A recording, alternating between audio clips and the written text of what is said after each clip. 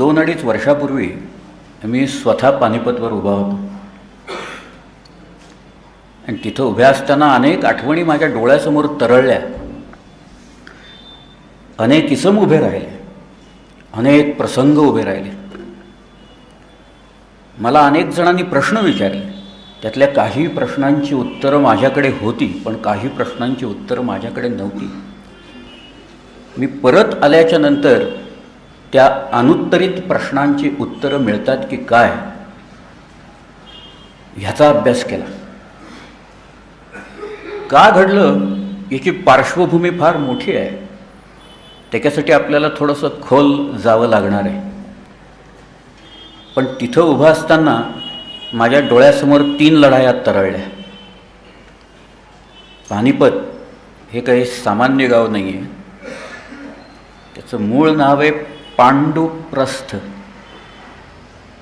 किंबहुना अगदीच पहिल्यापासून जर का सांगायची वेळ आली तर श्रीकृष्णानं शिष्टाईच्या वेळेला दुर्योधनाकडं पांडवांच्यासाठी म्हणून जी 5 गावं मागितली होती त्यातलं पानिपत एक आहे.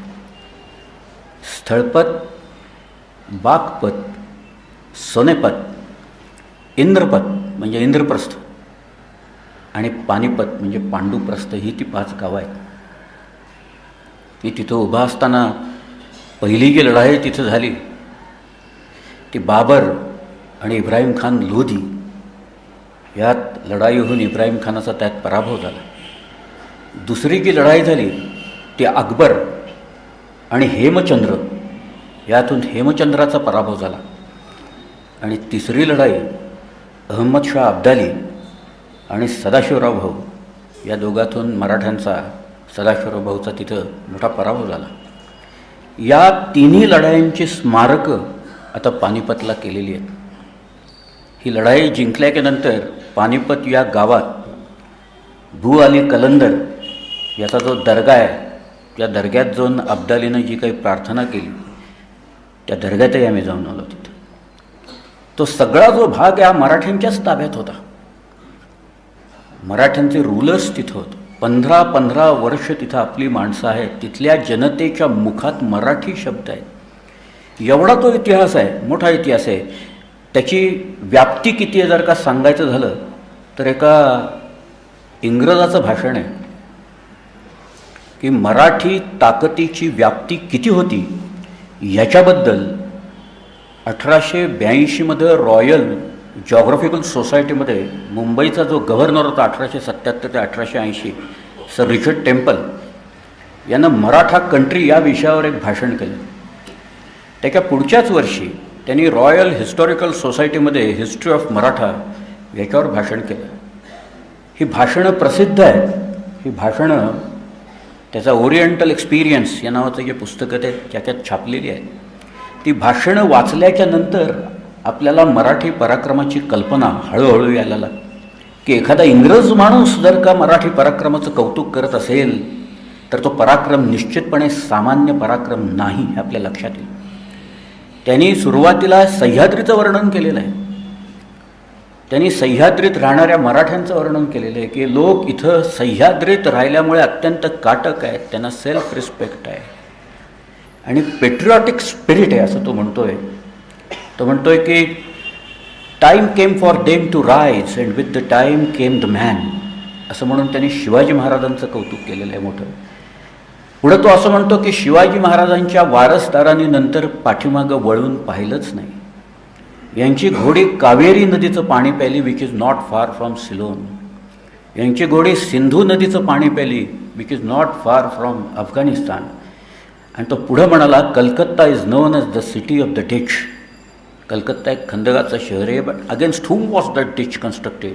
It was against Marathas. मराठे तिथपर्यंत पोचले होते. त्यावेळेला तिथल्या कासिम बाजार, कलकत्ता, चंद्रनगर इथल्या व्यापाऱ्यांनी एकत्र येऊन ईस्ट इंडिया कंपनीला विनंती केली की मराठी इथे येत आहेत, आमच्या मालाचं काय करायचं, लुटालूट होईल, आमच्या सर्वस्वाची लूट होईल, याचा बंदोबस्त तुम्ही करा. याच्यासाठी तिथं एक 5 किलोमीटर लांबीचा खंदक खणला गेला. याला मराठा अड्डेक असं म्हणतात. आता तिथं रिंग रोड केलेले आहे. या मराठी पराक्रमाची ही व्याप्ती, या 3 खुणा एका इंग्रजांनी त्याच्या भाषणात दिलेल्या आहेत. पण या 3 खुणा पाहिल्यावर आपण कुठपर्यंत पोचलो होतो ह्याची कल्पना आहे. मला आठवतं आहे, मी कलकत्त्यात असताना तिथं एक संदीप सिन्हा नावाचा माझा एक मित्र होता. तो संदीप सिन्हा मला असं एकदा म्हणाला की बेडेकर साहब, ये भास्कर पंडित कौन है? मी त्याला म्हटलं का रे बाबा? तो म्हणाला, इथं बंगालमध्ये जर का मूल रडायला लागलं तर त्याची आई त्याला म्हणते की रडायचं थांब, नाही तर भास्कर पंडित येऊन तुला घेऊन जाईल. भास्करराम कोलटकर हा नागपूरच्या रघुजी भोसल्यांचा दिवाण होता. आणि या भास्कररामांनी 1742पासून 44पर्यंत 4 रेड्स कलकत्ता या भागात, म्हणजे ओरिसा त्याच्यात आहे, त्यात बिहार आहे, तिथं त्यांनी रेड्स मारल्या. खरं म्हणजे त्या पराक्रमावर एक पुस्तक आहे. ते पुस्तक आहे म्हणजे मराठी अत्याचारांवर लिहिलेलं पुस्तक आहे बरं का, बंगालीतनं. मी त्याला पराक्रम म्हणतो आहे, परंतु महाराष्ट्र पुराण या नावाचं गंगाराम नावाच्या एका माणसाने लिहिलेलं पुस्तक आहे. त्याच्यात मराठ्यांनी तिथं काय काय केलं, कुणाची नाकं कशी कापली, कुणाचे हात कसे कोडले वगैरे सगळं दिलेलं आहे. ते बिहारमध्ये पटण्याच्या भोवती मराठ्यांच्या धास्तीनं लोकांनी कोट उभारला याची माहिती कदाचित कित्येकांना नसेल. माळव्यात उत्तर प्रदेशात मराठ्यांच्या भीतीने लोकांनी गड्या उभारल्या, कारण मराठ्यांच्याकडे बंदुका नसायच्या. त्यामुळं कोट उभारून त्यांनी जागा बंदिस्त केल्या. ही सुद्धा पराक्रमाचीच खूण आहे ना. तिथं आहेत कित्येक गड्या आहेत आपल्याला दिसतात. आज मी त्या पानिपतवर उभा असताना या 3 लढाया ज्या वेळेला आठवत होतो, त्यावेळेला माझ्या डोळ्यासमोर पहिल्यांदा जो उभा राहिला तो बुराडी घाटच्या तिथं त्या यमुनेच्या काठावर आपला एक नातेवाईक साबाजी शिंदे, त्याला गोळी लागली म्हणून बघायला गेलेला दत्ताजी शिंदे मला त्याच्या डोळ्यासमोर आला. बुराडी घाटला त्याचं मस्तक लोकांनी कापून, कुतुबशहा जो होता नजीब खान रोहिल्याचा, त्यांनी ते मस्तक कापून गेलेला तो दत्ताजी शिंदे मला तिथं दिसायला लागला. हाणा मारा असं तोंडात खरंच आलेली असताना आणि लोक पळताना बघून तो त्यांना फिरवायला लागलेला. आणि मी आता नानासाहेबाला कसं तोंड दाखवू असं सांगणारा सदाशिवराव भाऊ मला तिथं दिसायला लागला. विश्वासराव हा पडल्याच्या नंतर आणि त्या सगळ्या धुमश्चक्रीत विश्वासरावाचं प्रेत ज्या वेळेला गिलच्यांच्या हाताला लागलं, त्यावेळेला इतका सुंदर देह पाहिल्याच्या नंतर अनेक लोक हळहळले की इतक्या सुंदर माणसाचा मृत्यू आपल्या हातून कसा झाला. पण त्यातले काही लोक असे होते की त्याचं प्रेत आम्ही घेऊन जातो आणि भुसा भरून पेंढा भरून ते काबूल आणि कंधारला नेऊन मिरवतो असंही म्हणणारे लोक होते. पण तो पडलेला विश्वासराव मला तिथं दिसायला लागला. जानू भिंताड्याच्या खांद्यावर बसून किंवा त्याच्या जोडीनं आलेली पार्वतीबाई कशीबशी ती इथं येऊन पोचली, ती पार्वतीबाईसुद्धा मला दिसायला लागली. पळत जाणारा नाना फडणीस, तिथं पानिपतावर पडलेला जनकोजी शिंदे, मानाजी पायगुडे, ही मंडळी माझ्यासमोर उभी राहिली इथं त्याच्या ह्याच्यातनं दिसत असताना. किती पराक्रमी लोक आहेत. अब्दाली आहे, अहमद शाह अब्दालीचे दोन्ही कान नादिरशाहनं कापलेले होते. अहमद शाह अब्दालीची एक नागपुडी कापलेली होती. अशा परिस्थितीत लोकांना मराठ्यांच्या विरुद्ध चेतना देणारा तो अहमद शाह अब्दाली तिथं मला दिसायला लागला. अब्दालीचे लोक, हाफिज रहमत खान, धुंदे खान, ही सगळी मंडळी हातात तलवारी घेऊन उभे राहिलेली तिथं मला दिसली. ते काय आत्ताच इथं आहेत इब्राहिम खानाचे वंशज. इब्राहिम खानांनी भाऊच्या समोर अब्दालीनं आणि नजीब खानाने लिहिलेल्या पत्रांचा गठ्ठा नेऊन टाकणारा तो इब्राहिम खान गार्गी मला दिसायला लागला की अरे तू मुसलमान आहेस, तू इकडं. पण हा म्हणाला मी इमान दिलेलं आहे सदाशिवराव भाऊंना, मी काही तुमच्याकडे येणार नाही. त्या इमानाला जागृत शेवटपर्यंत राहणारा आणि मृत्यूला सामोरा जाणारा इब्राहिम खान गार्दी हा मला तिथं दिसायला लागला. एक आश्चर्य वाटेल, पण त्या पंजाबचा जो सुभेदार होता झकेरिया खान, या झकेरिया खानाची 2 मुलं होती, शाहनवाज खान आणि याह्या खान. हा याह्या खान हा कमरुद्दीन खान जो वजीर होता त्याचा जावई होता. या 2 भावातलं जे युद्ध आहे आणि या युद्धामुळं अब्दालीचा झालेला प्रवेश, अब्दाली तिथनं येतोय आदिना बेगच्या सांगण्याच्यामुळे, ते आदिना बेग, तो याह्या खान, तो शाहनवाज खान, त्याच्यानंतर तो मीर मन्नू, ही सगळी म्हणजे अब्दुल समद खान, जहान खान, ही सगळी मंडळी जी आहेत आपापलं काम तिथं करतायत इतिहासातलं, ती सगळी मला हळूहळू दृग्गोचर तिथं त्या पानिपतच्या रणांगणावर व्हायला लागली. ते प्रसंग दिसायला लागले सगळ्याकडे. पानिपत काही सामान्य गोष्ट नाही आपल्या दृष्टिकोनात. पानिपतला आपण युद्ध हरलेलो आहोत, पण अब्दालीची पत्र जर का नंतर पाहिली, अब्दालीनं नानासाहेबाला लिहिलेलं जर का पत्र वाचलं आपण, अब्दालीनं विजयसिंगाला लिहिलेलं पत्र पाहिलं, तर आपल्याला मराठ्यांना कोणतीही नामुष्की नाही हे अब्दालीच्या पत्रावरनं सिद्ध होईल की नामुष्की नाही आहे. युद्ध हरलो, लोक पडले, आमचे लोक पडले ना, 30-35 हजार सैनिक जर का पडले, मग अब्दालीचे पडले की तेवढेच लोक. अब्दालीचे तो काही 30,000 लोक त्या ह्याच्यात पडलेले. अब्दाली खेळखेळा झाला. त्याच्यानंतर अफगाण कधीही खैबर खिंड ओलांडून इकडे येऊ शकले नाही. ही एक मोठी बाब आहे ना त्याच्यात. शिखांच्या इतिहासात अलीकडं लोकांनी खुशवंत सिंगांनी लिहून ठेवलं आहे की त्या पानपतावर युद्ध झालं, मराठे आणि गिलक्या यांच्यात विजय झाला शिखांचा. याचं कारण शिखांनी नंतर या अब्दालीचा पराभव केला. रणजित सिंह आणि अहमद शाह अब्दालीचा तिथं पराभव ज्या वेळेला केला, त्याच्यानंतर कोणी अफगाण इथं येऊ शकले नाहीत खैबर खिंडीतनं. हा एक प्रकारे जर का मानलं तर मराठ्यांचा खरंच मोठा विजयच आहे. हा जो सगळा विजय आहे, एकूण पानिपत नेमकं झालं तरी काय आणि का झालं याची पार्श्वभूमी फार मोठी आहे. त्याची पार्श्वभूमी, ती पार्श्वभूमी आहे ती खरं म्हणजे औरंगजेबाच्या मृत्यूत आहे.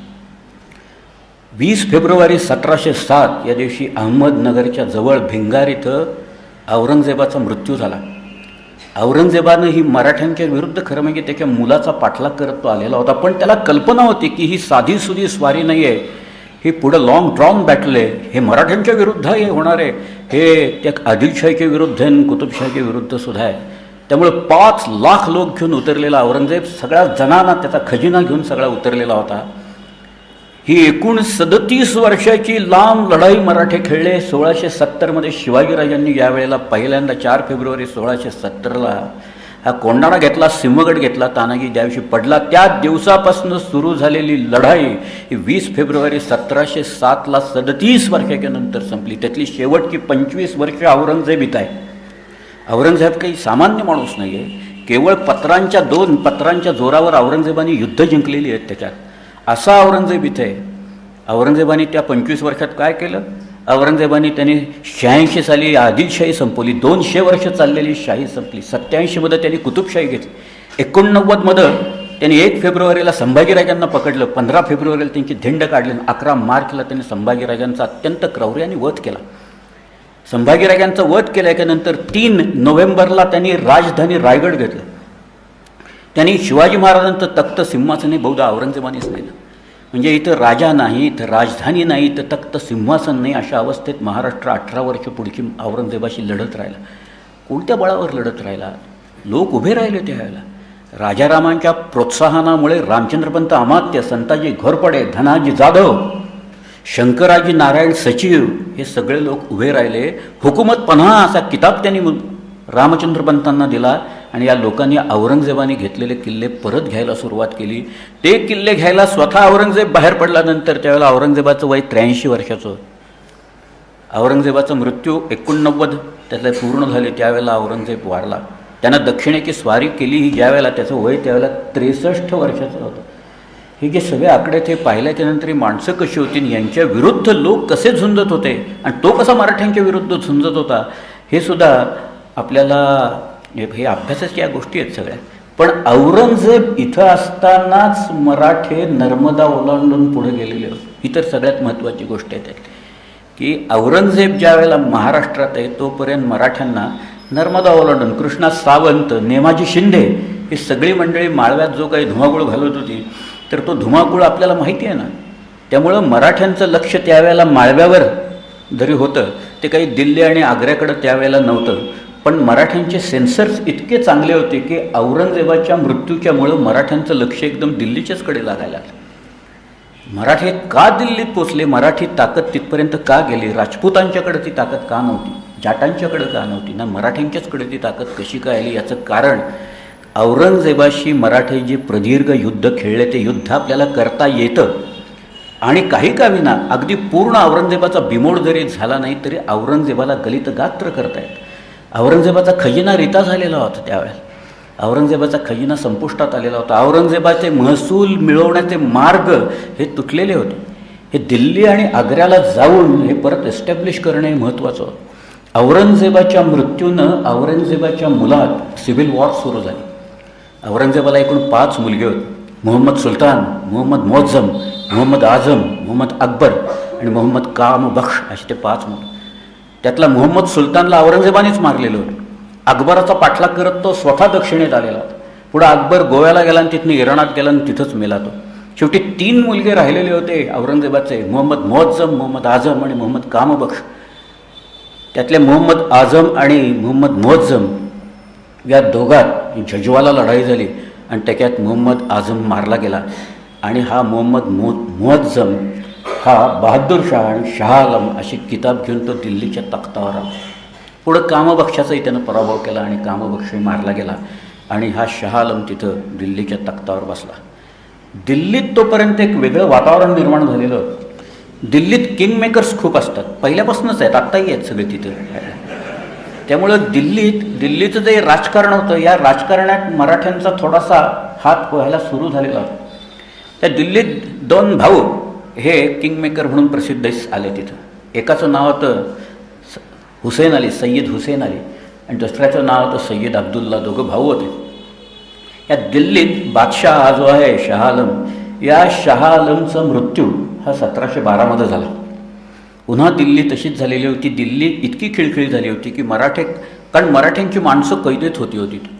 शाहू 1707 ज्यावेळेला सुटला, ते शाहूची आई म्हणजे येसूबाई साहेब या एकूण मुघलांच्या कैदेत 30 वर्ष राहिल्याची आपल्याला कल्पना नसेल. पण शेवटची 10 वर्ष या बाई दिल्लीत होत्या आणि त्यांना सोडवणं हे मराठ्यांचं कर्तव्य होतं. त्यामुळे दिल्लीत जाणं भाग होतं. जर का मुघलांनी बऱ्या बोलांनी सोडलं नाही तर दिल्लीत जाणं हे मराठ्यांना भाग होतं. ते गमती अशा घडल्या की मराठ्यांना ती संधी मिळाली. ती संधी म्हणजे बादशाह हा जो शाह आलम आहे, शाह आलम 1712 वारला. त्याचा मुलगा गादीवर आला, त्याचं नाव होतं जहांदार शाह. तो अतिशय क्रूर होता, त्याचा खून झाला. आणि या सगळ्या गोंधळात या हुसेन अली आणखी सय्यद अब्दुल्ला या दोघांनी फर्रुख सियरला दिल्लीच्या गादीवर बसवलं. फर्रुख सियर दिल्लीच्या गादीवर आला खरा, पण फर्रुख सियर घाबरला. का घाबरला तो? तर त्याला वाटायला लागलं की यांनी आत्तापर्यंत आपली गच्छंती कशी केलेली आहे, बाकीच्या लोकांची कशी केलेली आहे तशी तो आपली करेल हुसेन अली. त्यामुळे त्याने हुसेन अलीला दक्षिणेच्या सुभ्यावर पाठवलं. सुभा खुजस्ता बुनियाद म्हणजे औरंगाबादला पाठवलं. दक्षिणेतले जे 6 सुभे मुघलांचे होते त्याच्यासाठी म्हणून त्यांनी पाठवलं. आणि मराठ्यांना आणि निजामुल मुल्काला त्यांनी परस्पर निरोप पाठवले की तुम्ही याला मारून टाका तिकडे. म्हणजे हा किंगमेकर एकदा गेला म्हणजे माझी गादी सुरक्षित राहील. या एकूण प्रकारामुळे हुसेन अलीला हे शंकराजी नारायणाने सांगितलं.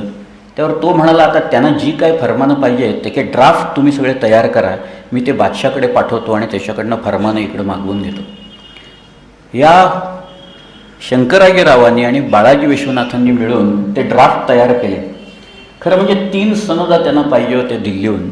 एक म्हणजे शिवाजी महाराजांच्या राज्याला मुघलांची मान्यता पाहिजे होती आणि शाहूसाठी सरदेशमुखीच्या आणि दक्षिणेतले जे 6 सुभे आहेत त्याच्या चौथाईच्या सनदा या पाहिजे होत्या.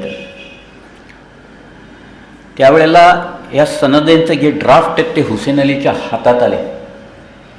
ते ड्राफ्ट हातात आल्याच्यानंतर हुसेन अलीनं ते दिल्लीला पाठवले, बादशाकडे फर्रुख सियरकडे पाठवले. फर्रुख सियरनी मराठ्यांना फरमान द्यायला नकार दिला. तो म्हणाला मी काही फरमानं देत नाही.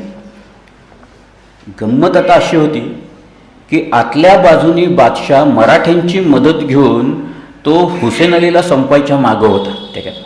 पण फरमानं त्यांनी मराठ्यांना दिली नाहीत. हुसेन अली म्हणाला तुम्ही काही काळजी करू नका, तुम्ही तुमची फौज मला द्या, मी दिल्लीत जातो, ह्या बादशाला काढून टाकतो, दुसऱ्याला बसवतो आणि तुम्हाला काय पाहिजे ते फरमानं देतो.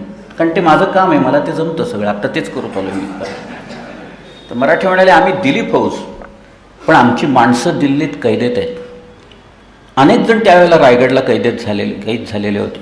त्याच्यात येसूबाई तर होत्या, संभाजीराजांची एक पत्नी होत्या, त्या शिवाजी महाराजांची एक बायको कैद झालेली होती, त्यांचं नाव आहे सकवारबाई. राजारामाची एक बायको ती कैदेत गेलेली होती, ती आहे जानकी, ती आहे प्रतापराव गुजराची मुलगी. संभाजीचे 2 पुत्र आहेत, दासीपुत्र आहेत, मदनसिंग आणि माधवसिंग, हे ते कैद झालेले होते. या सगळ्यांना सोडवायचं होतं, तिथनं दिल्लीहून आणायचं होतं. त्यातले किती लोक दिल्लीत त्यावेळेला जिवंत होते, पण निदान माधवसिंग, मदनसिंग आणि येसूबाई साहेब या तरी निश्चितपणे जिवंत होते. या सगळ्यांना सोडवण्याचं फार महत्त्वाचं काम होतं. शाहू राजे मुघलांच्या कैदेतनं 1707 सुटले की नंतर त्यांचे प्रयत्न चालू झालेले होते या लोकांना इकडे आणायचे. तेव्हा बादशाहानी नकार दिला की नंतर हुसेन अली म्हणाला, चला फौज दे, आम्ही जातो दिल्लीत. पण मराठी म्हणाले, आम्ही फौज तशी देणार नाही, आमच्या लोकांच्या जीविताला धोका आहे. त्यावर बराच खल करून आपल्या या सगळ्या लोकांनी मिळून एक अशी काही युक्ती योजली की ती मराठी इतिहासाला फारशी परिचित नाही आहे. ही जदुनाथ सरकारांनी त्यांच्या the fall of the Mughal empire याच्यामध्ये लिहिलेली आहे. पण त्यांनी जी घेतली आहे ती सियारुल मुतखरीन या नावाच्या सय्यद गुलाम हुसेन तबाताबाईच्या ग्रंथावरनं त्यांनी घेतलेली. काय केलं असेल मराठ्यांनी यावेळेला आश्चर्य वाटेल. पण मराठ्यांनी या सगळ्यांनी मिळून औरंगजेबाच्या नातवाचा एक तोतिया उभा केला.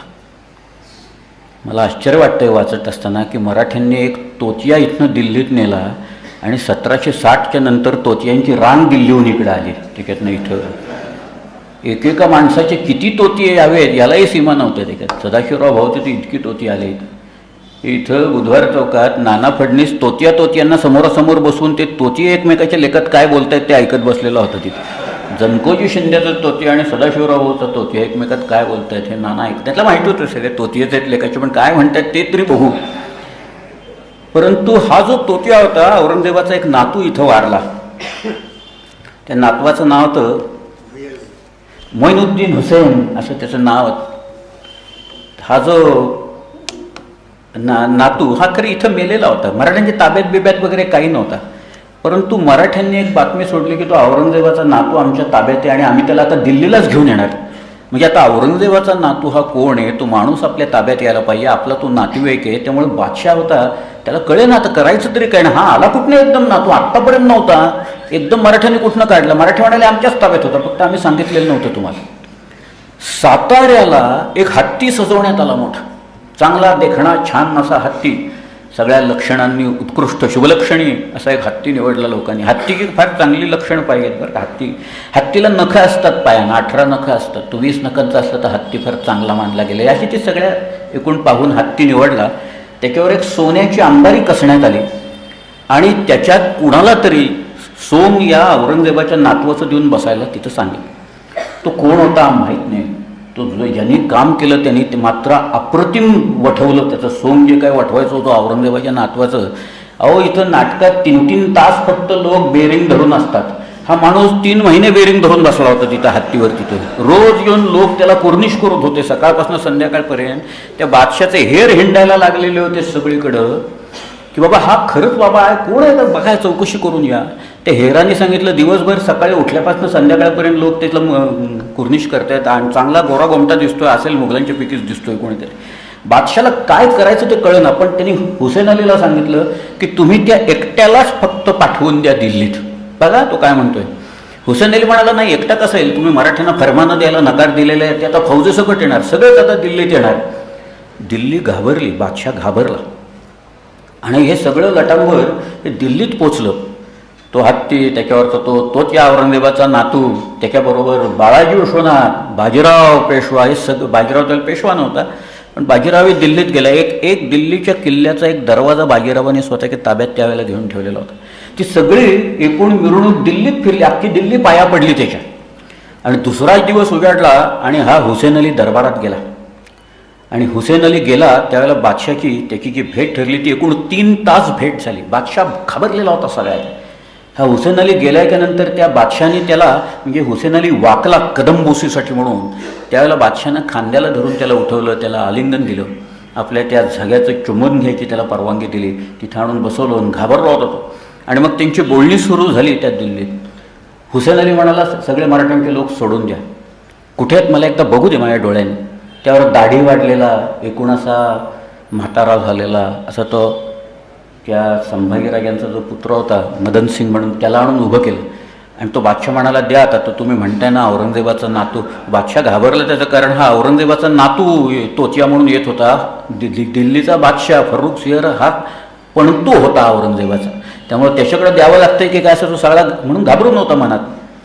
परंतु त्या दिवशी बोलणी जी झाली त्यात काही फारसं निष्पन्न झालं नाही. पण दुसऱ्या दिवशी मात्र हे सगळ्या लोकांना एक्सचेंज करायचं ठरलं.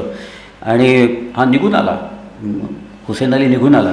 2 दिवस मध्ये गेले. या 2 दिवसांच्या वर मराठ्यांच्यावर काही हल्ले झाले.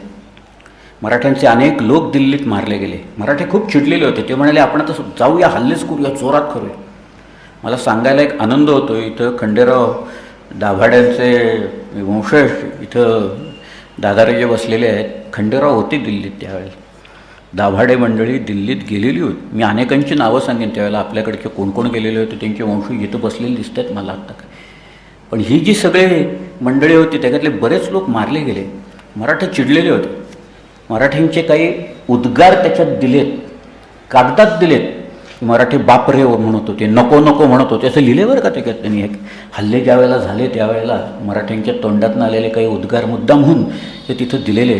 2 दिवस मध्ये गेले आणि त्याच्यानंतर हुसेन अली परत बादशाला भेटायला म्हणून गेला. बादशाचा काही हात नव्हता मराठ्यांच्यावर किंवा हल्ल्यात, बादशाचा काही हात नव्हता. परंतु हुसेन अली चिडलेला होता. त्याला एकदा त्याचं जो काही त्याचा रस ज्या विषयात आहे की बादशाच बदलणे, त्यामुळं त्यालाही वाटलं होतं ह्याला बदलायलाच पाहिजे आता, हा काही बदलत नाही, हा कशासाठी म्हणून.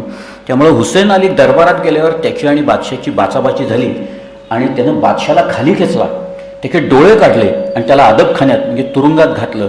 आणि रफीउद्दरजट या नावाचं पोरगा आणून तिथं दिल्लीच्या गादीवर बसवलं आणि त्या पोराच्या करवी मराठ्यांना 3ही फरमानं दिली. मराठ्यांचे सर्व लोक सोडून दिले आणि मराठ्यांना 50 लाख रुपये त्यांनी दिले त्यावेळी. ही दिल्ली आणि मराठ्यांची पहिली भेट आहे. ते दिल्ली काय आहे, दिल्ली कशी आहे, दिल्ली किती खिळखिळी झाली आहे, दिल्लीची ताकद काय राहिलेली आहे, याचा पूर्ण अंदाज मराठ्यांना त्यावेळेला आलेला होता. मराठी ताकद दिल्लीपर्यंत जाऊन बादशाला खेचून तिथं दुसरा माणूस बसवायचा आणि 3 फरमाना मिळवायची, इतकी मराठी ताकद झालेली होती आणि वाढलेली होती. मराठी ताकद काय ती एका रात्रीत वाढलेली नाही आहे. पण मराठे ज्या वेळेला 25 वर्ष औरंगजेबाशी स्वतःशी सामना करतात, ते एकट्या औरंगजेबाशी, त्यावेळेला मराठ्यांना जो आत्मविश्वास निर्माण झाला, त्या आत्मविश्वासाची ही फलश्रुती ही त्यावेळेला होती तिथं झालेली. आणि मराठ्यांना दिल्लीचा अंदाज आला सगळा. दिल्ली पूर्णपणे खिळखिळी झाली ह्याचाही त्यांना अंदाज आला. आणि दिल्लीत त्यावेळेला रफीउद्दरजट हे पोरगं काही फार राहिलं नाही फार काळ. त्यालाही खाली खेचलं या हुसेन अलीने. तिथं रफीउद्दौला नावाचं एक पोरगं बसवलं. ते रफीउद्दौलालाही खाली खेचलं आणि त्याच्यानंतर मोहम्मद शाह गादीवर आला तिथं. या पुढं मोहम्मद शाह गादीवर आल्याच्यानंतर सय्यद हुसेन अली वगैरेंचे खून झाले. परंतु हे जे एक एक गोष्ट पाहता मराठी ताकद वाढत चाललेली होती आणि दिल्लीला मराठ्यांच्या ताकदीची गरज भासायला लागलेली होती. कुणाची आक्रमणं होणार होती, ती आक्रमणं बाहेरून येणार होती. त्याचे जेव्हा अंदाज आला त्यांना, दिल्लीची नाटकं खूप असतात. दिल्लीत वजीर कोण आहे, मीर बक्षी कोण आहे, याबद्दल तिथल्या लोकात अंतर्गत त्यांचे जे वाद असतात. मराठ्यांच्यातही वाद होते, नाही अशातला भाग नाही. परंतु दिल्लीतले जे वाद होते त्याचे परिणाम भारतावर होतात, सगळ्या दिल्लीच्या आसपासवर होतात. मी मराठीला डिक्शनरीत मुळात तो दिली असा शब्द आहे. त्याचा अर्थ या दिलाशी आहे, म्हणजे हृदयाच्या निगडीत जे काही असतं त्याला ते दिली असं म्हणतात. दिलवरनं आलेलं आहे आणि त्यामुळे ते शेवटी भारताचं हृदय आहे ना, इंद्रप्रस्थ आहे, हे भारताचं हृदय आहे दिल्ली. त्यामुळे दिल्लीतल्या घडामोडींवर अवघ्या भारताचं लक्ष असतं, काय चाललं आहे काय नाही हे. त्यामुळं मराठ्यांना इतका अंदाज आला या 1719च्या एका स्वारीमुळे अंदाज आला. आणि मराठ्यांच्या ताकदीचा अंदाज हा त्यावेळेला दिल्लीला हा सुद्धा तिथं आला. फरमानं आपल्याला मिळाली. त्याचे ड्राफ्ट तुम्हाला बघायचे असतील तर इथं डेक्कन कॉलेजमध्ये त्याचे ड्राफ्ट आहेत की ज्याच्यावर शंकराजी मल्हाराचं सील आहे तिथं. त्याच्यानंतर काही काळानंतर बाळाजी विश्वनाथ पेशवा हा वारला. बाळाजी विश्वनाथांनी त्याच्या थोड्या छोट्या कारकिर्दीत अनेक मोठ्या गोष्टी केल्या. त्याच्यात दिल्ली ही सर केलीत असंच म्हणायला पाहिजे. येसूबाई 30 वर्षाच्या कैदेच्या नंतर आल्या. संभाजीराजांची अजून एक पत्नी होती, ती तर बाई बहुधा 40 वर्ष कैदेत असावी, दुर्गाबाई या नावाची बाई होती. ज्यावेळेला संभाजीराजे मुघलांच्याकडे गेले त्यावेळेला ही बाई त्यांच्या बरोबर होती. परत आले ते एकटेच आले, त्यामुळे ही बाई मुघलांच्याकडे राहिली. तिथं पुढं काय झालं काही कळलं नाही, कारण परत आलेल्या माणसात काही तिचं नाव नाही आहे दुर्गाबाईंचं. परंतु बाळाजी विश्वनाथ याला सेना करता एक अशी पदवी मिळालेली होती. म्हणजे सेनेच्यासाठी जे काही लागेल त्याची जमवाजमव करायची. सेनेत लोकांची जमवाजमव असते, पैशाची जमवाजमव असते, शस्त्रांची जमवाजमव असते, घोडे वगैरे जे लागतात त्याची. म्हणून सेना करता ही जबाबदारी त्यांना अत्यंत कौशल्यानं पार पाडलेली होती. बाळाजी विश्वनाथांनी कान्होजी आंग्र्यांना, की जे चाल करून आलेले होते, इथं 2 किल्ले त्यांनी घेतले, वरके लोहगड घेतला आणि राजमाची त्यांनी घेऊन बसलेले होते, आणि त्याच्यावर पेशवा एक गेलेला होता, भैरवपंत पिंगळे हा जो पेशवा गेला, त्या पेशव्यालाच कान्होजींनी पकडून ठेवलेला. त्यामुळं त्या पेशव्याला सोडवण्याचं काम आणि कान्होजीसारख्या त्या ॲडमिरलला, म्हणजे त्याचं जे सगळं आरमार आहे ते परत स्वराज्यात आणायचं काम, इतकं मोठं काम या बाळाजी विश्वनाथांनी त्यांच्या या छोट्या आयुष्यात केलेलं होतं. इथं त्याच्यानंतर साताऱ्यात गोंधळ झाला. पेशवा कुणाला करायचं याच्यावरनं, बाळाजी विश्वनाथाच्यानंतर कुणाला पेशवा करायचं याच्यावरनं इतके वाद आहेत. त्या वादाला सगळे कंगोरे आहेत. त्याच्यात धर्माचे कंगोरे आहेत, त्याच्यात जातीचे कंगोरे आहेत, त्याच्यात अनेक वेगवेगळे नात्यांचे कंगोरे आहेत. पण शाहू कशालाही बदला नाही. आणि शाहू महाराजांनी तिथं बाजीराव पेशव्याला, तिथं बाजीरावाला त्यांनी पेशवा म्हणून केला. 1720मध्ये 20 वर्षाचा हा तरुण पेशवा म्हणून झाला.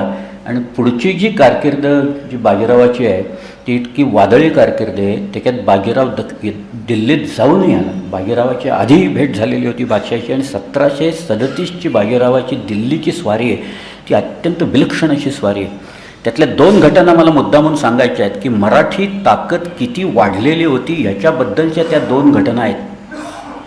त्यातली एक घटना आहे 1728ची पालखेडच्या लढाईची. या पालखेडच्या लढाईचा उल्लेख हा बर्नर्ड मॉन्गोमेरी हा जो जनरल होता अमेरिकन, त्याच्या पुस्तकात एक कन्साइज हिस्ट्री ऑफ वॉरफेअर या पुस्तकात एक पॅराग्राफ त्यांनी बाजीरावावर टाकलेला आहे.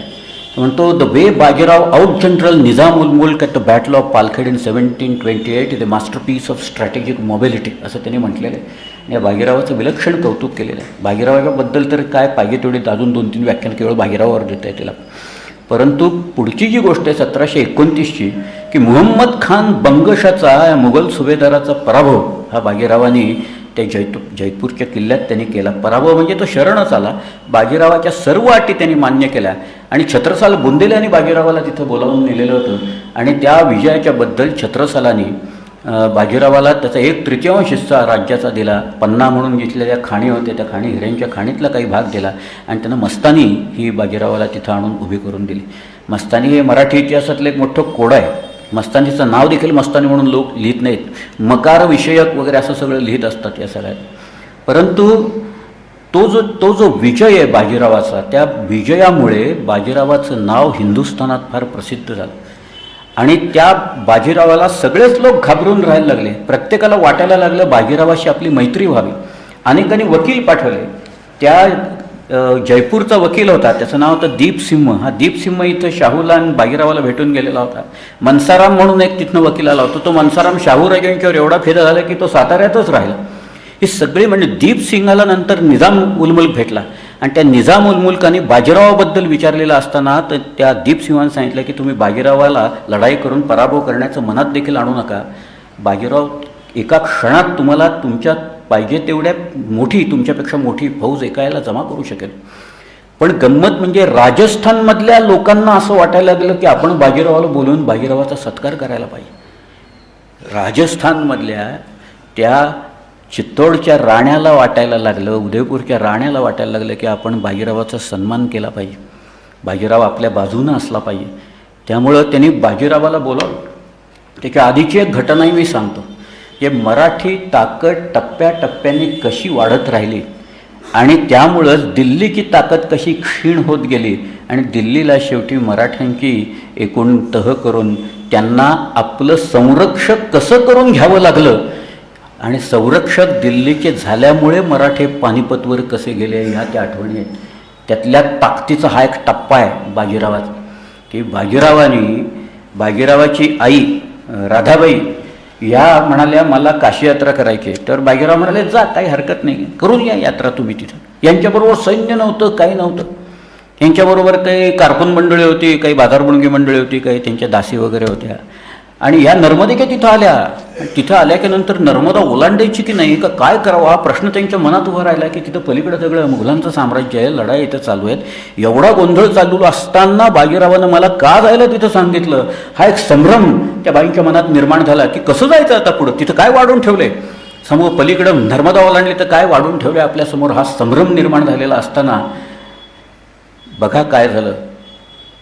त्या उदयपूरहून राण्याचा सेनापती फौज घेऊन आला तिथं आणि त्यांनी सांगितलं पंडित की माँ मी राधाबाई तिथं आहे, त्यांना मी उदयपूरला घेऊन आलो आहे, राण्यांनी त्यांना बोलवलं आहे तिथं आणि त्यांचा ते सत्कार करणार आहेत. या बाई उदयपूरला आल्या. त्या उदयपूरला अनेक जहागीरदार त्यांना भेटायला आले. यांना मेजवानीला कुणी कुणी बोलवायचं, कसं बोलवायचं आणि भेटी काय काय द्यायच्या, ह्याच्यात तिथल्या जहागीरदारात अहमहमिका लागली. एक छोटा हत्तीचा छावा तोही त्यांना भेट मिळाला. पण हे सगळं त्या तिथून उदयपूरहून निघाल्या आणि त्या आल्या जयपूरला सवाई जयसिंगांनाही त्यांचा मोठा सत्कार केला. इथे एक अत्यंत महत्त्वाची गोष्ट घडली. ताकद वाढलेली मराठ्यांची किती आहे त्याचं एक उदाहरण म्हणून मी सांगतोय आता की या गोष्टी सामान्य नाही आहेत, त्या गोष्टी समोर प्रकर्षाने पुढे आल्या पाहिजेत. इथं लाला हरप्रसाद या नावाचा हा जो बंगश होता, मोहम्मद खान बंगश, याचा ज्याने पराभव केला होता बाजीरावाने 1729 त्या मोहम्मद खान बंगशाचा दिवाण लाला हरप्रसाद हा त्या जयपुरात आला आणि त्यांनी त्या बाईंना सांगितलं की याच्या पुढची तुमची पूर्ण काशी यात्रा ही आता मोहम्मद खान बंगश करून देणार आहे. बघा काय चाललंय इथं कुठं. तो मुघल सुभेदार शत्रू आहे, तो शत्रू या पंडितांची, बाजीरावाची, या आईंची काशी यात्रा तर करून. आणि लाला हरप्रसाद बाईंना घेऊन निघाला. त्या मुरादाबादेच्या तिथं बंगश सामोरा आला, मोहम्मद खान बंगश. या बाईंनी बाजीरावाचं एक पत्र नेलेलं होतं. ते पत्र बंगशाला दिल्यावर बंगशाने ते डोक्यावर घेतलं, नाचला मोहम्मद खान बंगश की पंडितनं आमची अजून आठवण ठेवलेली आणि आम्हाला पत्र लिहिलं याच्यासाठी. आणि त्यानं नंतर खरंच या काशीबाईंची यात्रा करून आणून त्यानं पुण्याला आणून सोडलं. काय ताकद निर्माण झालेली असेल हे की तुम्ही कल्पना करा. हे जे उदाहरण मी सांगतोय की मुघल सुभेदार बाजीरावाच्या आईची काशी यात्रा करून आणून देतोय, हे ताकद वाढल्याचं उदाहरण नाही तर काय, किती ताकद झाली होती ह्याचं अजून एक उदाहरण सांगतो की ह्याच्यानंतर बाजीराव स्वतः आणि काशीबाई साहेबांना घेऊन बाजीराव याला आले, उदयपूरला आले. उदयपूरचा जो राणा होता त्यानं तिथली जी चंपा बाग नावाची बाग होती तिथं जोहर केला होता, खूप सजवलेली होती सगळी. आणि त्यांनी आपल्या सगळ्या जहागीरदारांना तिथं बोलवलेलं होतं. त्यांनी तिथं 2 आसन अशा पायऱ्या होत्या, त्याच्यावर जाजं अंथरलेलं होतं आणि त्यांनी 2 सुवर्णासनं तिथं एका पातळीत ठेवलेली होती. पायाशी पाय ठेवायला चांदीचा चौरंग ठेवलेला होता. आणि असा सगळा तो जोहर झाल्यानंतर बाजीरावांना हाताला घेऊन उदयपूरचा राणा हा त्या चालत त्या पायऱ्यात चढत हा त्या सुवर्णासनापाशी आला आणि तो बाजीरावानं म्हणाला, पंडित बिराजी आहे या. बाजीरावाने एकदा शांतपणे सगळ्या लोकांच्याकडे पाहिलं. बाजीरावाने एकदा त्या आसनाकडे पाहिलं आणि बाजीराव त्या चांदीच्या चौरंगावर जाऊन बसले. ती सभा हादरली. तो राणा म्हणाला, नाही पंडितजी, यहाँ नाही, यहाँ विराजे. तो बाजीराव म्हणाला, नाही, ही राणा प्रतापाची गादी आहे, मी शेवटी छत्रपतींचा पेशवा आहे, मी छत्रपतींचा पेशवा आहे. या गादीच्या प्रतिष्ठेसाठी या लोकांनी काय केलं मला माहिती आहे. मी इथं आहे तो ठीक आहे. बाजीरावाचा जय जयकार झाला त्या सभेत प्रचंड मोठा. ही सगळी गोष्ट तो त्या जयपूरचा जो एक दिवाण होता आयामल म्हणून, तो आयामलानं हे लिहून जयपूरला पाठवलं सवाई जयसिंगाकडं. जयसिंगाने, कारण बाजीराव येणारच होतं नाथद्वारवरनं तिथं आल्या की नंतर त्यांनी मनोहर बागेत असा जोहर केला. असा सगळ्या जोहर मनोहर बागेत त्यांनी केला. मनोहर बाग त्यांनी सजवली. त्याच्यानंतर सगळ्या जहागीरदारांना त्यांनी बोलवलं. मुद्दामून 2 एका पातळीत सुवर्णासनं ठेवली, मुद्दामून चांदीचे चौरंग आणून तिथं ठेवले. बाजीराव हत्तीवरनं आला, हत्तीवर दोघं भेटले एकमेकाला आणि मग हाताला धरून सवाई जयसिंग बाजीरावांना घेऊन तिथं सभेत गेला, मनोहर बागेत गेला. पायऱ्यात चढल्यावर त्यांनी सांगितलं, पंडित बिराजी आहे या. क्षणाचाही विलंब न लावता बाजीराव त्या आसनावर जाऊन बसला सुवर्णाचं. ती सभा अवघी हादरली. त्या जयपूरच्या राजाने ती सभा लवकर बरखास्त केली. ज्यावेळेला बाजीराव आणि सगळे लोक मुक्कामाला ज्यावेळेला आले त्यावेळेला तो बाजीरावाचा सदाशिव बल्लाळ हा तिथं जो वकील होता त्यांनी बाजीरावाला विचारलं, श्रीमंत तुम्ही म्हणाले उदयपूरला असं वर्तन केलं आणि इथं म्हणाले तुम्ही सुवर्णासनावर बसला. बाजीराव ज्यावेळेला असं म्हणाला, बाजीरावांनी सांगितलं, हे तुम्हाला कळायला पाहिजे, तुम्ही वकिलात नाही ते तुम्हाला कळायला पाहिजे. ती जी गादी आहे ती राणा प्रतापाची गादी आहे. त्याच्या प्रतिष्ठेसाठी ते लोक रानोमाळ जाऊन राहिले आणि ही कसली गादी की ह्या गादीच्या प्रतिष्ठेसाठी या लोकांनी आपल्या मुली मुघल जनान्यात घातल्या, ह्या गादीची कसली आली आहे प्रतिष्ठा? हे त्या जदुनाथांनी लिहिलं आहे, वाचा सगळ्या. मला सांगायचं हे सगळं विस्तृतपणे सांगायचं, कारण दिवस आपल्याकडे भरपूर आहे. विस्तृतपणे सांगायचा माझा उद्देश एकच आहे या सगळ्यातला, की मराठी ताकद किती वाढत होती आणि वाढलेली होती याची जाणीव कशी कशी लोकांना झालेली होती आणि दिल्लीची ताकद ही कशी खिळखिळी झालेली होती. एक 37 सालची एक बाजीरावांची मी गोष्ट सांगतो, कारण ती दिल्लीशी निगडीत आहे. म्हणून 1736च्या दसऱ्याच्या नंतर बाजीरावांची फौज बाहेर पडली आणि अटेरला आली. अटेरच्या अनिरुद्ध सिंगाला खंडणी लावून बाजीराव साहेब स्वतः हे सगळे यमुनेच्या दक्षिण तीरावर आले आणि बाजीरावांनी पहिल्यांदा यमुनेचे उतार आहेत, उतार म्हणजे जिथं नदी आपल्याला पार करायची असते त्या ज्या जागा असतात ठराविक, तर ते उतार ताब्यात आणण्यासाठी म्हणून त्यांचा जो मित्र होता बाजी भिवराव रेठरेकर, हे बाजी भिवराव रेठरेकराला त्यांनी तिथं पाठवला आणि उतार दाबून ठेवले. आणि त्यांनी विठोजी बुळे, मल्हारराव होळकर या सगळ्यांना त्यांनी पलीकडं जी गावं आहेत ना, फरुखाबाद वगैरे जी गावं आहेत, फिरोजाबाद वगैरे ही सगळी गावं लुटायला त्यांनी सांगितली. फिरोजाबाद, शुकोहाबाद नावाची गावं आपल्या लोकांनी लुटली आणि इत्मादपूर नावाचं गाव लुटून परत येत असताना आग्र्याला जो सुभेदार होता सादत खान, या सादत खानाचा जो भाचा होता सफदरजंग, हा सफदरजंग चालून आला मराठ्यांच्यावर आणि मराठ्यांच्या पिछाडीवर त्यांनी चंदावलवर मराठ्यांचा हल्ला केला. तोपर्यंत बरेचसे मराठी लूट घेऊन यमुना ओलांडून बाजीरावांच्या इथं आलेले होते आणि काही मराठी मारले गेले, काही नदीत पडले.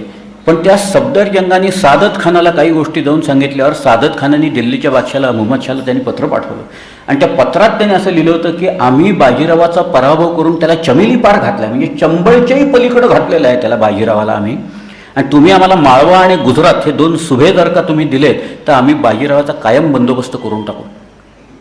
हे पत्र दिल्लीत आलं, ते मुहम्मद शाहने वाचलं. आजवर असं कधी घडलेलं नव्हतं, आजवर बाजीरावाचा पराभव कोणी केलेला नव्हता. मुहम्मद शाह खुश झाला आणि त्याने हत्ती आणि पोशाख वगैरे या सादत खानाला पाठवून दिलं.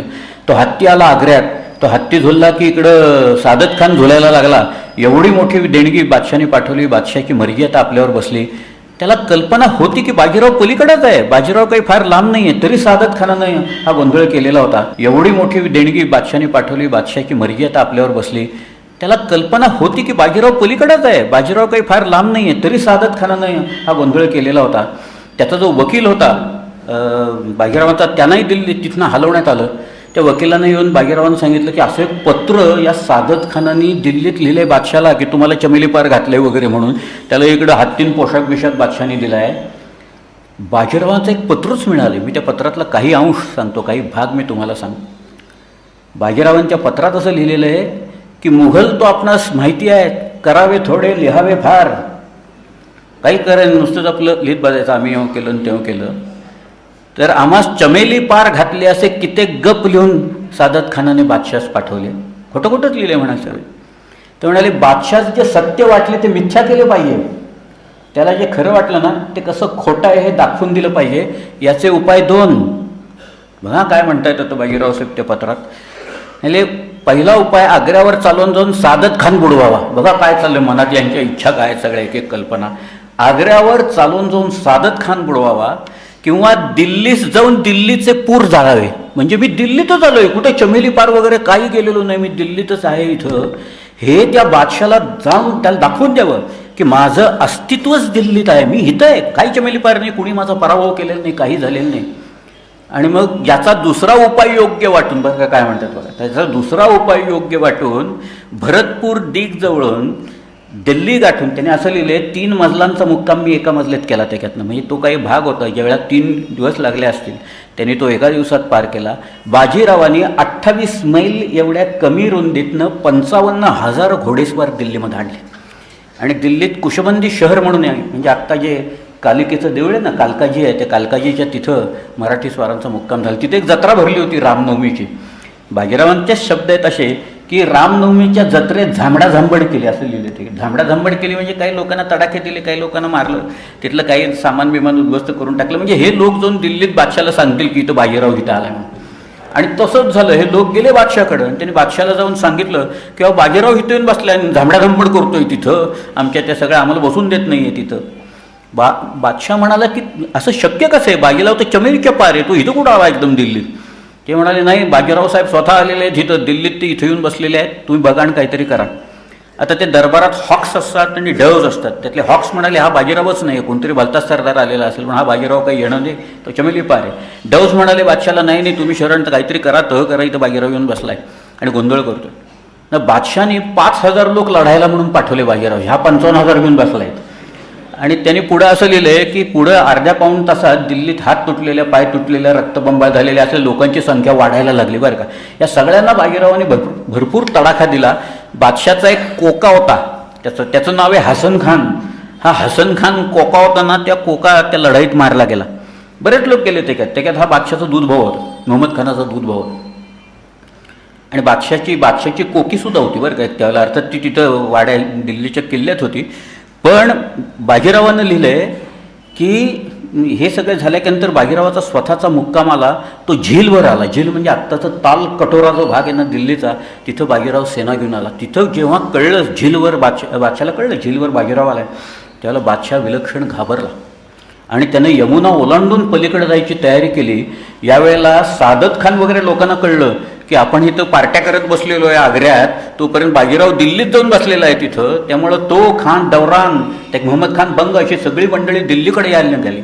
आणि दिल्लीचा जो त्यावेळेचा वजीर होता कमरुद्दीन खान, तो कमरुद्दीन खान हे पलीकडे येताना, दिल्लीकडे येताना येतोय असं कळल्याच्यानंतर बाजीराव साहेब तिथनं निघाले आणि त्याच्यानंतर कोठ आणि पुतली या गावाच्या इथे येऊन राजस्थानमधनं ते परत माघारी आले.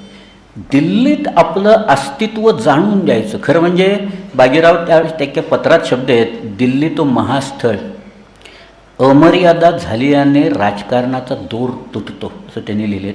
दिल्लीत खरंच काबीज करता आली असती. बादशाह तर पळूनच चालला होता, उरलेले लोक घाबरून पळून गेले असते. दिल्लीचा किल्ला केव्हाही ताब्यात आला असता, मराठ्यांच्या ताब्यात आली असती. पण राजकारणाचा दोर तुटतो. कदाचित राजपूत नाराज झाले असते, शीख नाराज झाले असते, जाट नाराज झाले असते. आणि शाहूंनी सांगून ठेवलेलं होतं, शाहू महाराज, दिल्लीची मुघल पातशाही ही नष्ट करायची नाही.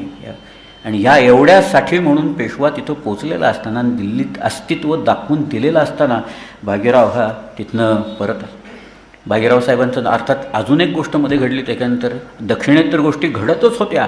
इकडे वसई बिसई वगैरे उत्तर फिरंगण आपल्या लोकांनी मारून काढलेलं होतं.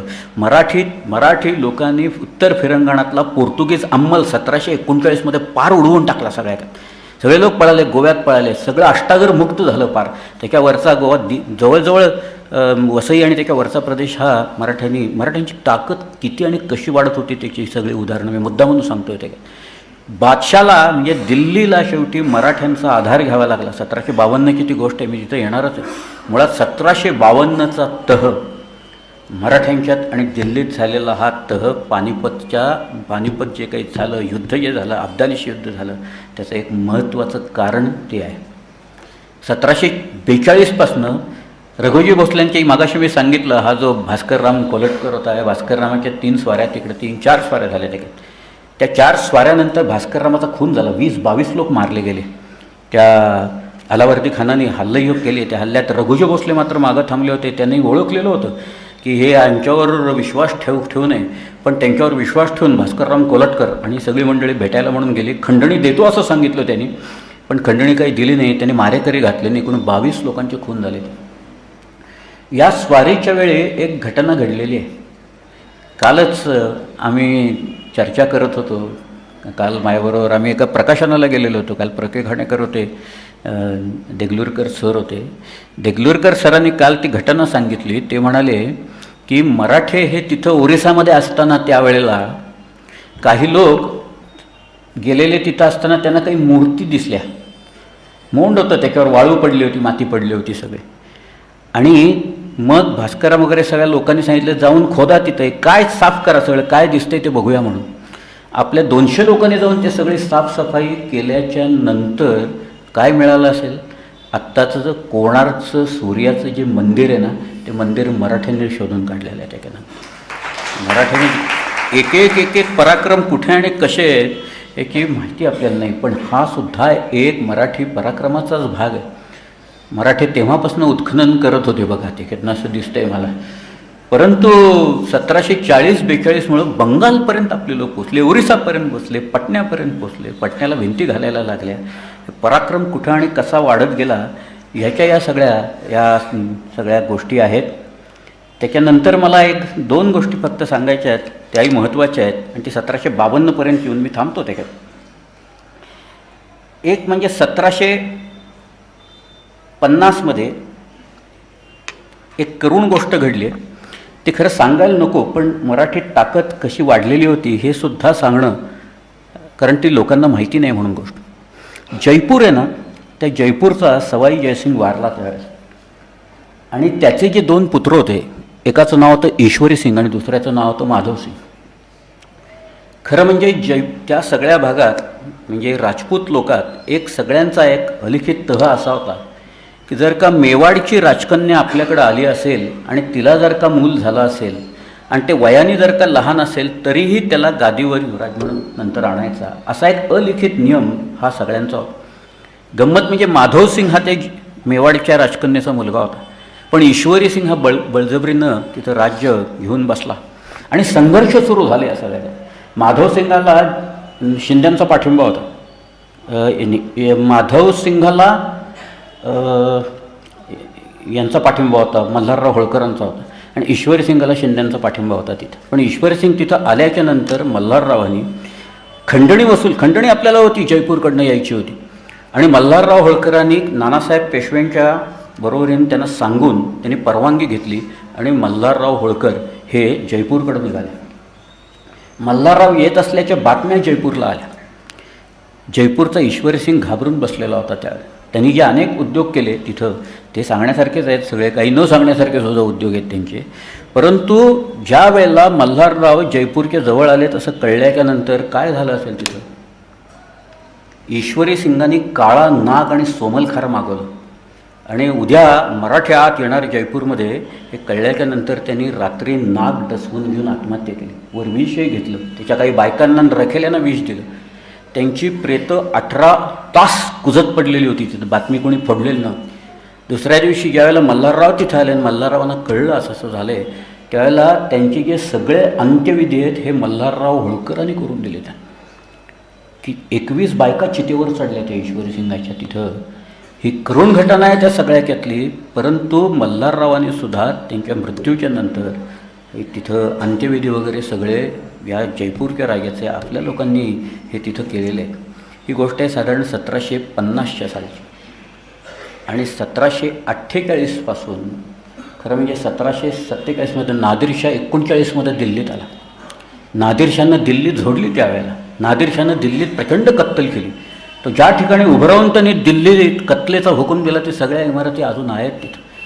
दिल्ली कुणीही यावे लुटावे असंच आहे त्याचं, अजूनही चालूच आहे ते सगळं. ठीक आहे, काही खंत पडलेली नाही आहे त्याच्यात, कुठेही येते चालू. पण नादिरशाहने जी लुटली, नादिरशाह परत गेला. त्यावेळेला नादिरशाहच्या सेनेत अहमदशाह अब्दाली होता. अहमदशाहला मुलूक माहिती होता.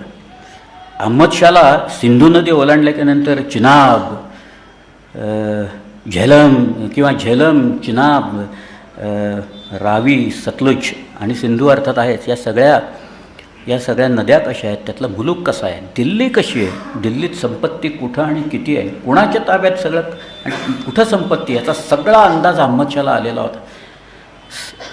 ज्या वेळेला नादिरशाहचा मृत्यू झाला त्यावेळेला सगळी ताकद नादिरशाहची ही अहमदशाह अब्दालीकडे आहे.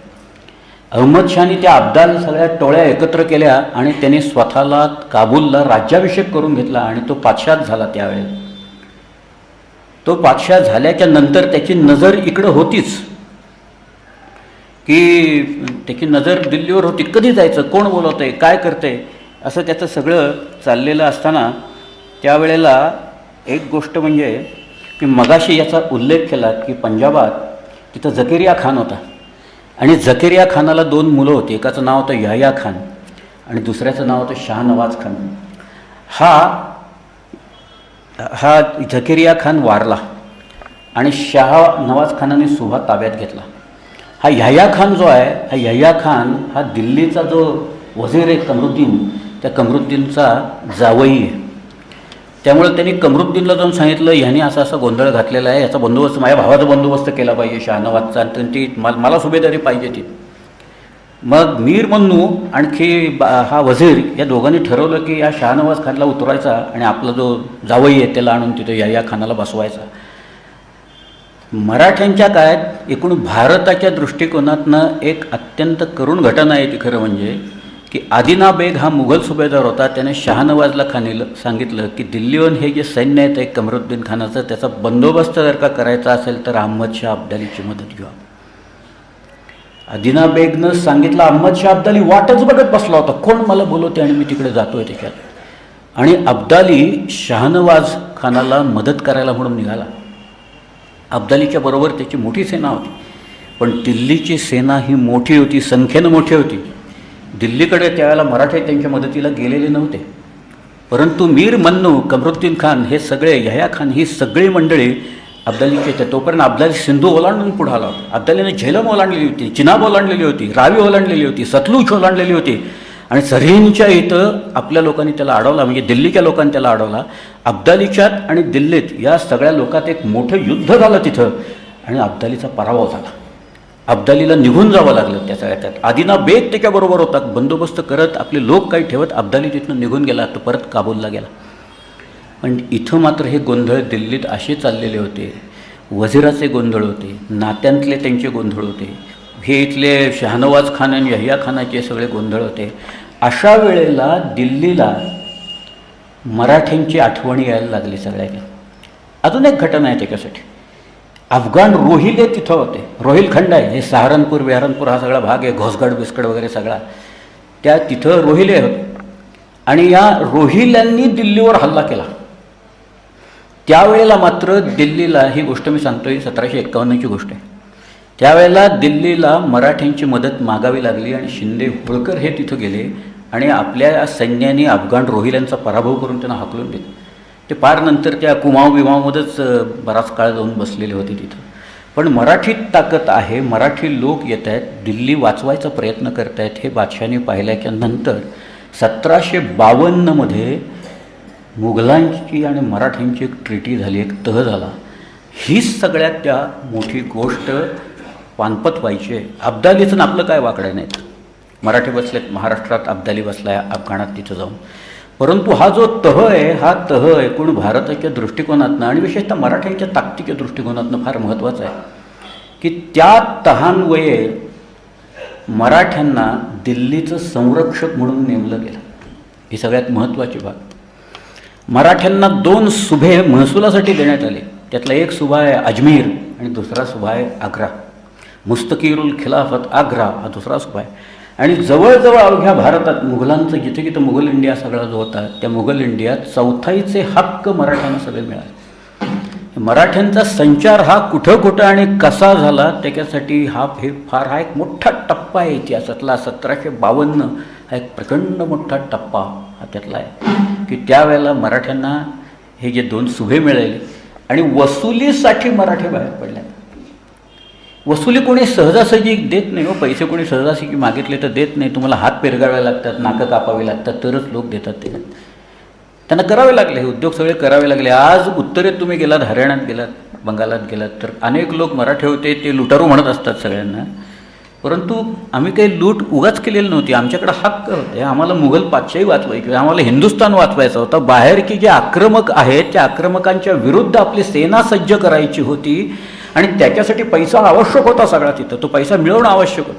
आज सेना आहे, त्याचा खर्च लोकांचा स्वारांचा, एका स्वाराचा खर्च जर का महिन्याचा 10 रुपये जरी धरला एका माणसाचा, 40,000ची सेना जर का असेल तर नुसत्या स्वारांचाच खर्च तिथं 4 लाख रुपये होतो. सदाशिवराव भाऊला ज्या अडचणी आल्यानंतर त्यातलं एक हे महत्त्वाचं कारण आहे.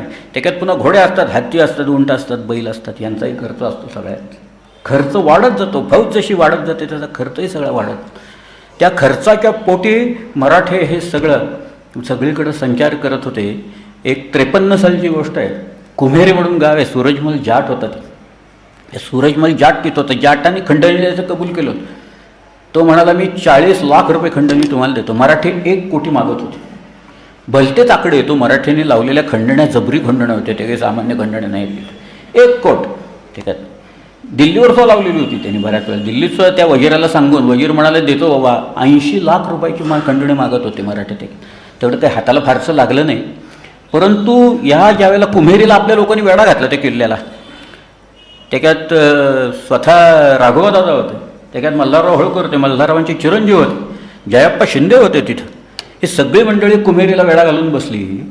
आणि त्यावेळेला एकदा वरनं गोळा आला आणि त्याच्यात मल्हाररावांचा मुलगा जो खंडेराव आहे तो पडला. त्याच्यात तो पडल्याच्या नंतर मल्हारराव म्हणाला आता कुंभेरीची माती सगळी खणतो आणि यमुनेत टाकतो तिथं म्हणून. त्यावर तो जाट घाबरला की करेल मल्हारराव तर असं करेलच ना.